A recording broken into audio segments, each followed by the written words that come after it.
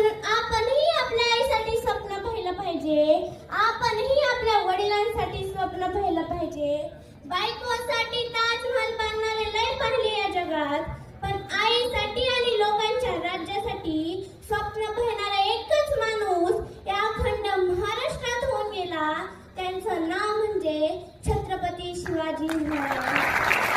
आपल्याला स्वप्न पूर्ण करायची कुणाची, आईची, लोकांची. त्यासाठी काय करावं लागेल? त्यासाठी सर्वात अगोदर आपल्याला आपल्या गरिबीचा राग आला पाहिजे. लोकांनी आपल्याला हिणवलं पाहिजे, लोकांनी आपल्याला डिवचलं पाहिजे. आज प्रत्येक समाजात गंभीर परिस्थिती निर्माण झाली आहे. आई